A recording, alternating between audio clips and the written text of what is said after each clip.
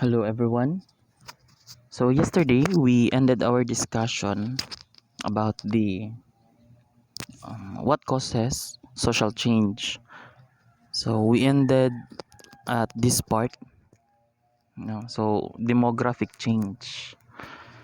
So, let's continue our discussion about the causes of social change. Next cause is modernity. So, what is modernity? Unsa ba ang ginatawag natog modernity? This is modernization, the process of social change initiated by industrialization. When we say industrialization, this is a situation where um, daghan na bitaw og karang ginatawag nato og capitalist. Daghan ng mga business establishments nga na form. So, before, ang way of trading is barter in Philippine tradition. Then, time came na introduce ang ginatawag nato og kwarta, the monetary. Then, nag-start na ang formulation of money, ang pagbuhat sa kwarta. Then, rather than ginatawag nato og barter before, no? So, nag-start na dito og trade sa products kapalit sa gold or silver. So, nga na siya. Then, karon na ano na gid siya, kwarta na gid na to ang ginagamit in return of any product. So that causes change gihapon. Why? For example, there are areas, no, na ay mga areas sa for example sa ato ang community nga dati nga karabito ang bakanteng lote, no, bakante siyang lote, gihimo og business establishment, gitindugan og 7-Eleven, gitindugan og gasoline station. So that is what we call industrialization, or karing nanay mga capitalist or mga businessmen, mga business owners nga nagaput up og establishment. Okay? So, the key dimensions are decline of small traditional communities, like when we say decline of small and traditional communities, mo ni sila katubitang situation kung like for example sa province. So dati sa province, isa gyud na siya sa pinaka boring nga place, no? Kung isipon nato, isa na siya sa pinaka boring nga place. Why? Mingaw kayo, karing walay mga technologies, behind kayo sa technologies. Karon, pag-abot nato dito sa province, may mga may mga TV na, may mga cellphones na. So dili na sila behind kung unsa man ang mahitabo dito sa unsa man ang kumbaga development sa iban nga societies. Ma-update na sila because of this modern technologies. Sila makita nila ay nade gid buhat nga dakong tulay sa Cebu. So nga na dili na sila ma-behind when it comes to news reports, social medias, nga na siya. Because even they are from karibitang cultural or traditional communities, like for example in areas, some areas in Tampakan, karang banda area sa Lampitak, layo kay na siya nga area. So naiiba dira nga gid siya, mayngon gid mo nga poor community gid ang iba dira.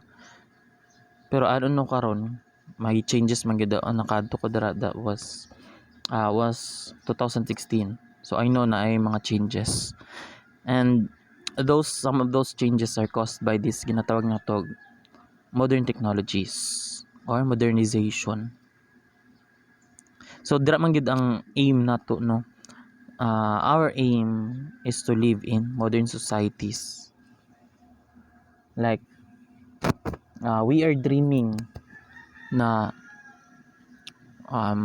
our local government is aiming na South Cotabato will become a small Dubai yang dating.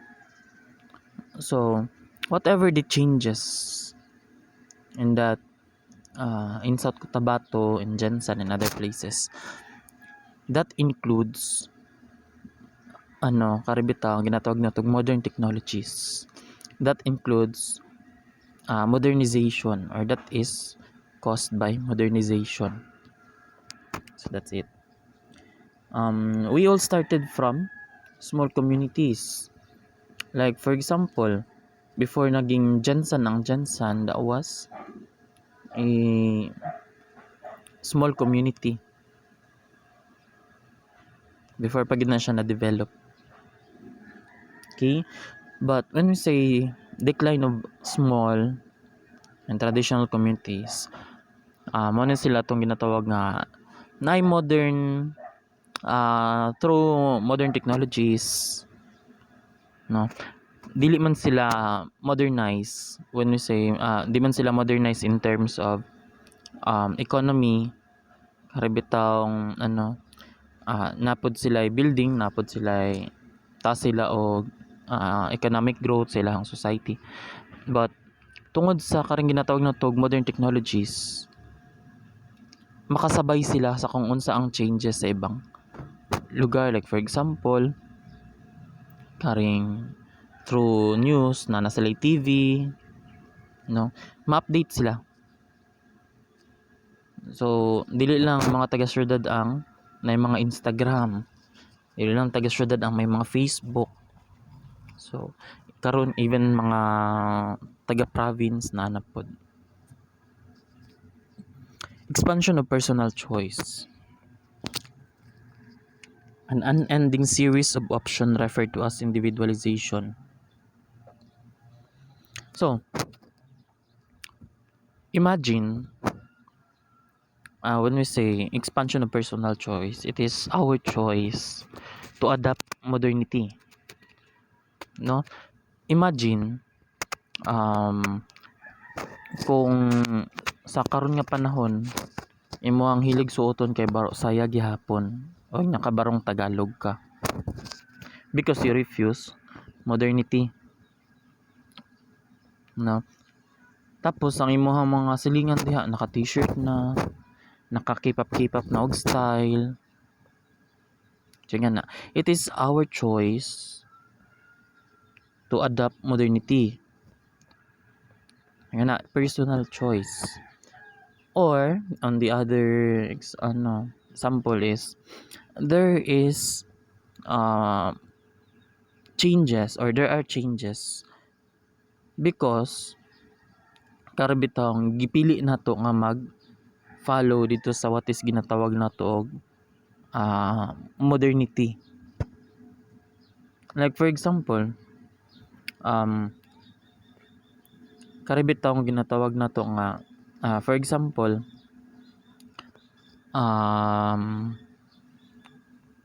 in a way of clothing ba or food, no, or karing ginatawag na to mga latest nga technologies.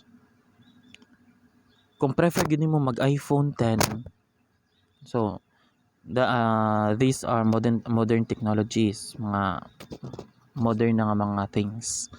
Kung gusto jud ka mag iPhone 10, gusto ka mag iPhone 11, iPhone 11 Pro Max ba na siya, or that is your personal choice, no. Kung gusto gyapon ka mag 3310 Nokia, that is your personal choice.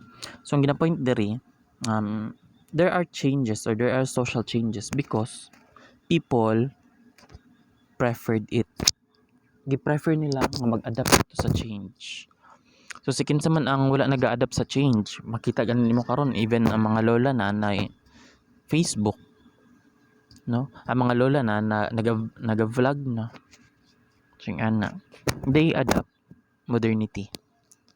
Pero ang iba dili gid sila basta-basta maka-adapt. Like for example, na nasa old age, then na sila yung mga yung mga ano karon seniors na bisag makaya pa nila makakita pa sila mag cellphone but they refuse to involve themselves in modern technologies.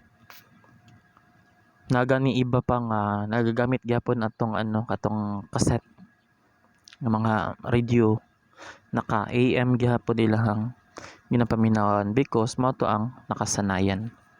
Okay? So next is increasing social diversity. When we say social diversity, environment or our society is getting diverse. Kumbaga, diri na magka-encounter ang different generations, different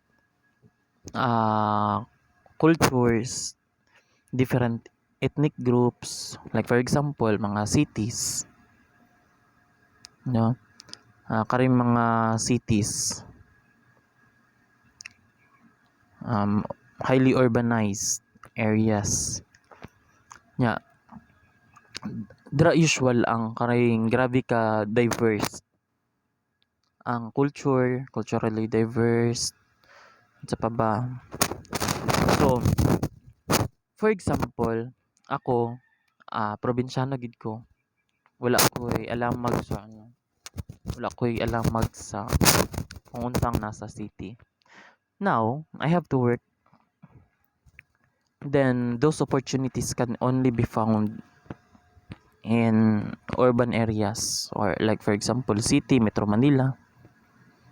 No. Karon nagstay ko sa urban community for pila ka months, pila ka years.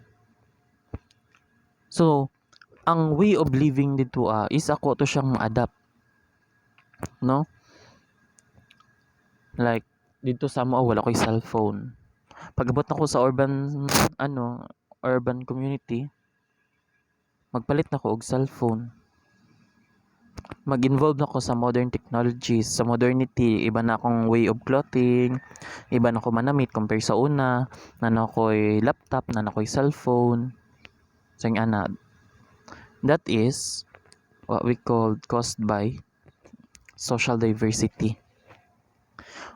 Ang iba pod karing from urban area, ito mga gikan sa city ba, manglaag og bukid, magstay dito, ma-adapt pod nila ang culture, ma-adapt nila ang way of living dito. Kung sa city magmata sila tag alas 10, dito alas 4 pa lang mata na. So na. The point here is there are people na behind sila when it comes to development or karing modernity. Then caused by this interaction from other population, like for example kato ganina probinsyanong dako niadto sa city nagstay kay nagtrabaho or nagskwela, isa to siya sa maka-cause og maka-influence nga mag-adapt sa modernity. So that's it. Next is future orientation and growing awareness of time. So all of us kita man gyud dagan man gyud dito padulong sa modernization. Mas modern pa sa kung unsang modern karon. Kung naay mga laptop karon nga kuan soon basi atong laptop pwede na nato waterproof, pwede na ilabay-labay nga dili mabuak. Sa una sa karon video call, maybe in the future hologram na gyud. So nga na siya. That is future awareness. We are there is social change caused by modernity because we are always aiming for modernity na nato sa modern time kabalutan na pero mas nagailig gyapon ta nga mas ma-modern pa gyud like for example karon ang mga cars sa una ang way of transpo kabayo kariton kalesa so modern na to then nag-aim pa gyud sila nga mas paspas pa gyud mas mapabilis pa gyud ang biyahe so na-imbento ang cars so karon nga generation karon modern na kaayo ta daghan na kayo different klase sa cars nga pwede na siya modagan og ano daganon niya ang Jen Santo Marbel within 15 minutes no so we are still aiming nga magkaroon pa gyud og mas modern pa nga technology like for example gusto na yun nato nga ang car maglupad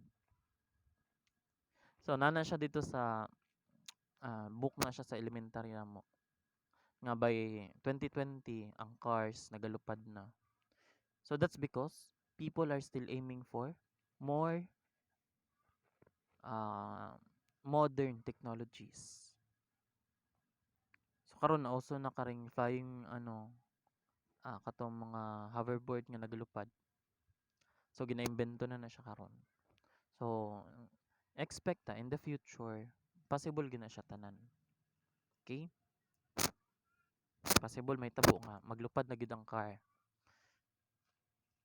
so that's it next we have some theories maybe soon ato na siyang maybe soon ato na siyang i-discuss isa-isa para mas klaro kung unsa ang gina-point out ani nga mga theories so dagan-dagan ni siya gamay daghan gamay number 1 is from Ferdinand Tonis. Social change or modernity causes loss of community. With modernization comes the loss of Gemeinschaft or human community. Why or how? Like for example, in a situation nga, instead nga maging ano siya, instead nga maging tawag ani, instead na maging maging residential area siya, kumbaga puy-an sa mga tao. Ginahimo na lang siya og karing business establishments. So this is not applicable to in all places ha. Diri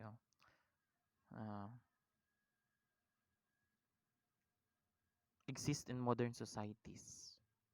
So when we say exist in modern societies, mo na sila kato mga societies nga mas na-develop na in this time. Like for example, cities, mga metro cities, even municipalities, kara sila.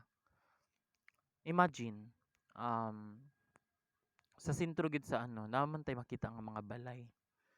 No?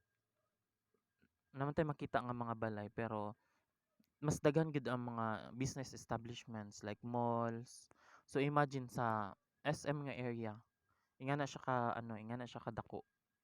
Pila dapat ka balay o pila dapat ka tawo ang pwede magpuyo dira So inga na siya. Modernization can cause loss of community. Another ano dira is instead nga puy-an bitaw siya mao pud na usahay nga na mga informal settlers or mga karing mga gina-term nato as squatters. Because wala sila area kung sila pwede magtukod sa ilahang balay. They prefer to kumbaga build their houses in danger zones, mga private lands, river banks, daplin sa baybay. So kara siya. Okay, so modernity brings about condition referred to as Gesellschaft or impersonal relationships. So, unsa pod iyang ginamin? about modernity uh, can cause or bring about impersonal relationships. So, in a community or in modern society, ang interaction sa mga tao is much easier than before. No? Kay like for example, sa unang panahon, iluganay mag-territory. Iluganay og territory. Pag malapas ka diri, basi ma-torture ka. Ana. So in modern society, in modern times, pag mingon tag city, walay man nag-iya. Walay concrete nga no because that is owned by government usually. So, dira magkaroon ta og informal relationship with others through our karing ginatawag nato og um kalimot ko sa term. Ginatawag nato siya og karing like for example, ma-encounter nimo sila, no? Like pareha mo customer sa isa ka ano, pareha mo customer sa isa ka department store. So wala mo'y personal relationship. Pero because of this ginatawag na tog modernity, nagkaroon ta og impersonal relationships. Unsa pa ba? The same mo nga customer sa isa ka department store, the same mo nga patient mo sa the same hospital, student mo sa the same school, nga na siya. So we have impersonal relationships because of modernity. So compared before. Next, critical evaluation exists in modern society. So sa society nga medyo dili pa kayo bloom ang kanang ginatawag nato og modernity. Less ang problem when it comes to loss of human community. How or why? Because sa like for example sa rural areas or karing mga very good layo sa city or sa urban area, mas lapad ta og mga land areas pa nga pwede puy-an compared dito sa urban. So inga na, like for example in Jansan, ang mga gipang demolish asa nila ginabutang dili man gyud didto gyapon sa urban area. Ginabalhin nila diri sa rural, like ang iba nga from Silway gibalhin sa Barangay Mabuhay in Jansan. So nga na. Katong in Polomoloksad, hinuon in katong from Silway 8 to Honeyville. So that was caused by ano man to? That was caused by disaster. Kaya na-relocate sila. But in situation sa Jensen like na ma-demolish nga area or nga community, wala nila ginabalik dito sa or wala nila gina-place sa urban area gyapon. But they relocate those displaced families, no? Gina-relocate nila sa rural areas where lapad pa og mga land areas kung asa pwede nila puy-an, tukuran og balay. What is cause and what is effect? Romanticized traditional societies. Okay? Next, this is from Emile Durkheim. Specialized economic activity moves from mechanical solidarity. Refers to a time when society was held together by social bonds and anchored in common moral sentiments. Next, organic solidarity refers to modernity during which time social bonding is accomplished by way of mutual dependence. So, there is a theory ni Emile Durkheim there is a part sa division of labor.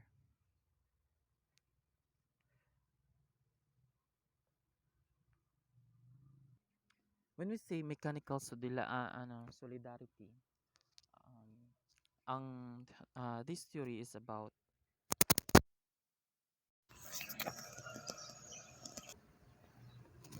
this is about there are social changes, no, sa theory ni Emil Durkheim, there are people living together from ingani ang situation or ang example na siya gi-define dalawa ka na siya ginatawag nga social bonds. When we say social bonds or karibitang solidarity within each people, natay ginatawag og cohesion. When we say cohesion, this is the karibitang ginatawag nato og kind of bonds kung unsa ba ang for example like igloo, di ba, mo dikit man na siya. So unsa ang naga-cause nganong naay bonds ang people or ang mga tao? So number one nga iyang gi-define type of bonds or solidarity is the mechanical solidarity. So kung mingon tag mechanical solidarity, this is pre-modern. Kung mingon pa og pre-modern, wala pa gid siya sa state kung asa modernize ang isa ka tao.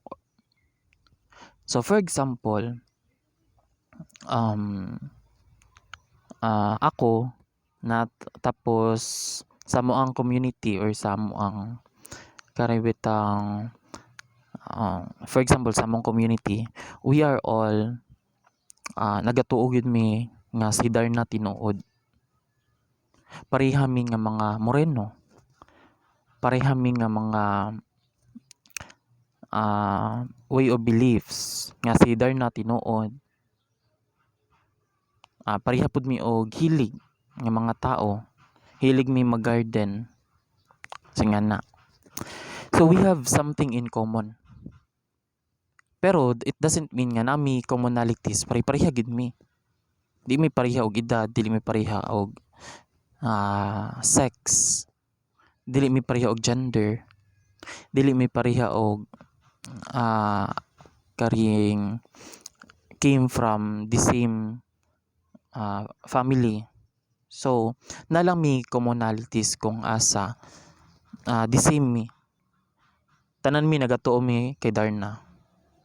So for example, so that is what we call mechanical solidarity, pre-modern. Then we have organic solidarity. Kumingon po ta og organic solidarity, this is the modern, a state kung asa modernized gyud ang tao. So for example, ako, ikaw, tapos for example si Noel, si Michael, ako, nami differences. We are really different from each other. Iba-iba mi og beliefs, iba-iba mi og economic status, iba-iba pud mi og way of living, iba-iba mi og hobby. So more on diriya is mo ni siya kato mga tao like ang iba kay gusto og profit, dili propeta ha. Gusto og income, good. Mo na ilang priority. Ang iba pod gusto nila og fame, mo ni ang priority. Ang iba pod gusto niya og art, mo ni ang priority. So they are living in the same community. So dira sila na sila differences compared dito sa mechanical solidarity. So isa sa nagakos aning mechanical solidarity is religion. No, that is true. Kay for example, there are communities nga isa lang sila og belief. Like for example katong community gud nga atong balay gud ni ni Pastor Apollo Kibuloy. So kato sa iyahang gibuhat nga community, tanan sila nagatuo nga si Kibuloy anak sa Dios. Naa gyud sila commonalities. So that is an example of mechanical solidarity. Tanan sila naa sila'y the same belief, the same faith nga ang ilahang leader is Son of God. So napod sila'y karing the same area kung asa sila nagpuyo. Singa na. While when we say organic solidarity, so in the same population, na sila differences when it comes to faith, priorities in life. Singa na. So unsa ang point kano masali siya sa social change. Okay, so there are karang ginatawag na to og transition. There are transitions nga ang isa ka group of people possible siya maging modernized gihapon. No? Possible gihapon nga kami sa mo community gatuo mi kay Darna, possible gihapon nga ma-change na siya. When we came or moabot mi dito sa or mag-adto mi dito sa area kung asa na ay organic solidarity, no, because influences from our environment is grabe siya ka influential, no, that's the reason ng anong naiibang Catholic man sila, Catholic gid sila, ilang family Catholic ana pag abot og age nga naka-encounter na siya sa ibang tao, nag-convert siya into other faith. So that is an example nga from mechanical solidarity pwede siya mahimong organic solidarity through interaction from different people. So nga na possible nga kami diri nga nagatuo nga tinuod si Darna na isa ka tao o isa ka group nga mag-influence mo diri, ay di na tinuod si Darna kay ang bato na buak. So possible ay okay, especially pag naatay ginapakita nga evidences, no, especially pag natay makita nga mga ipakita nga evidences.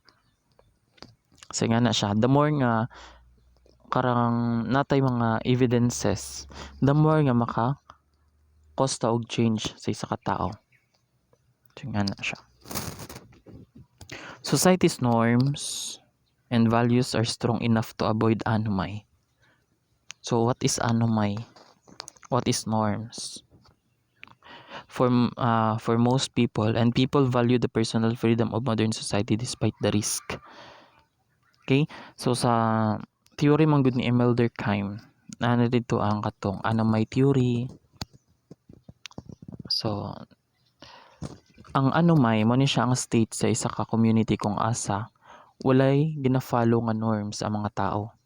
Kung mingon tag norms, mo ni siya ang kumbaga the standard way of living. Like for example, there are written and unwritten norms. Kumbaga mga rules. Like for example, sa written norms sa school, mingon nga no uniform, no entry.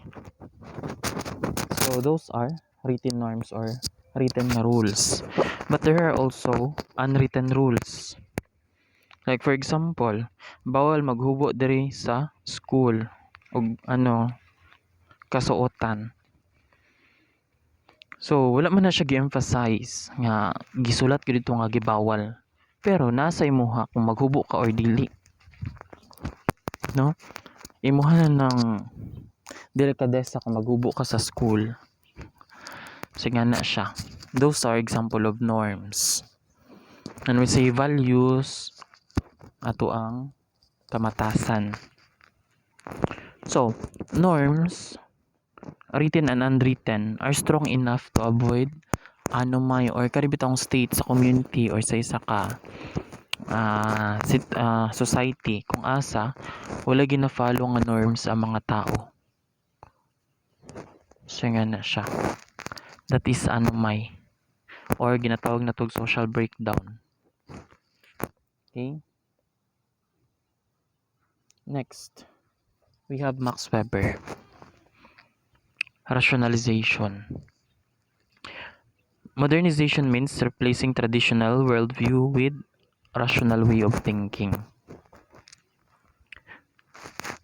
When we say traditional manggod na ata ginatawag nga superstitions, culture. So those are part of our tradition. Like for example, karing sa mga provinces, dira usual kusog ang superstition, mga superstitious belief nga karibita mga pamahiin. So nga na siya. Those are traditional worldview. Then, na ano siya, kumbaga, na influence siya from other, like for example, gikan ko sa karing province, no? Tapos nito ko sa highly organized area, or like for example sa cities. Dito ang mga ginatuuhan, possible pag-abot ako dito sa city, wala to nila ginatuuhan or wala nila karing paniwalaan ba, tuuhan or paniwalaan So ngayon ko dito nga ay bawal na siya kay ngani then sila that is okay lang. Like for example, manilig karang for example is karibitaw dito asa like provinces kumadto og haya magpagpagpuli. Pag-abot mo diri sa pag-abot mo diri sa karing urbanized area or like for example cities, wala kay na siya ginatuuhan. Pag humanog adto sa haya, sulod dayon balay, ilis, tulog or magkaon or whatever. Di ka mayon ka dito nga pagpagsa kay ang kalag sa napatay kay mo follow mo. So sila di man sila mutuan na mabili. So yun sila di man na tinuod. Then maghatag sila og karibitang explanations or rationalization. Makasunod ba gud na nga ano man nga. So ikaw pod maka-realize mo ay tama siya. No? Karon pagbalik mo sa imong community, natubog haya. Ya, imong family na strong belief about ana. Magpagpag yun pag ikaghaya. Mingon din mo ang family nga pagpagpag sa. Mingon na ka dito susoy tutuon mo So in that situation, possible maka-influence pug ka og iba. No. Because when we say rationalization natay karibitang reasoning. Mag-reason out ta. So nga na siya. Dagan kita og reasons to explain something. Di man na tinuod kay dito gani sa mua kay ito sa Johnson kay wa may ngano pag human og adto sa haya. Ilis lang man tapos kaon dayon or tulog dayon. So possible maka-realize pud sila ay tama. So from situation kung asa taas sila og strong belief about something or karing superstition, ma-influence ta sa isa ka tao, possible na siya mawala and change might happen. Nga na siya. Modern people values efficiency, have little reverence for the past, and adapt whatever social patterns allow them to achieve their goals. So that is modern people. They value efficiency. Kumbaga karing ginatawag nato og things or actions that are efficient for someone or something ilahang gusto. So they adapt whatsoever or whatever social patterns nga makatabang sila to achieve their goals, no? Dira among good sa modern people, medyo mas malawak na iyahang mind. Ang isa ka tao mas ano na iyahang mind, like kabalo siya nga, like for example compare to as a social worker, karing mga nasa urban area, pag nasa sila problema kabalo sila mag-tap sa mga professionals, kabalo sila ay na social worker ka pwede mo tabang, no? Based on my experience, itong nagtrabaho ko as medical social worker during my internship, ang mga patient gyud nga from rural areas, gid sila makaribitaw ma-depress or stress gid sila, grabe nga stress kay tungod silang situation nga sila pang bayad. That's why ang ibang mag-abscond or magtaka sa hospital because wala sila idea nga naday social worker nga pwede magtabang sila. So nga na siya. So compare mo sa mga modern people, they have the ang goal nila is makagawa sa hospital, no? So their goal is to discharge their patient from the hospital. So they have the enough knowledge o kan bitas or unsa man ang mga changes dahil natay mga ideas para ma-achieve nila ang ilang goal compared to the people who are not still wala gyapon sa modernity. Okay, so modern society is disenchanted science replaces gods. That is true. Nagyapon yung mga karibitang ginatawag na to nga religious groups sa modern societies, but more sometimes mas daghan gyapon ang tao nga karing ginatawag na nagatuo sa science compare sa gods, disenchanted by science.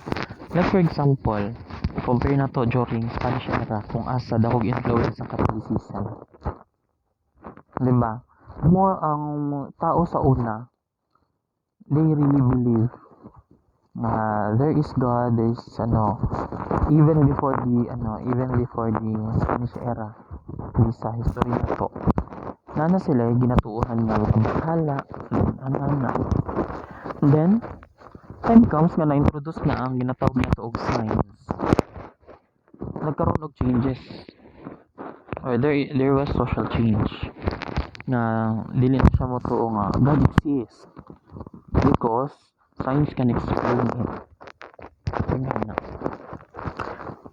So that is part of the rationalization.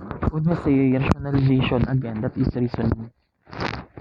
We explain something, we provide some facts, kamatuuran o mga evidences to prove nga tama nga to ang gina-explain. Rationalization can erode the human spirit. Why? Because pag ngayon gani according sa Bible, tirang man ang Bible gisulat ra man na sa kwan gisulat ra man na sa ingani nga ang gina siya na siya gibuhat gid sa we explain something nga karing bitaw na to gina-explain na to, nag-reason out pa sometimes to resist what is unsang ginatudlo sa Ginoo. Okay,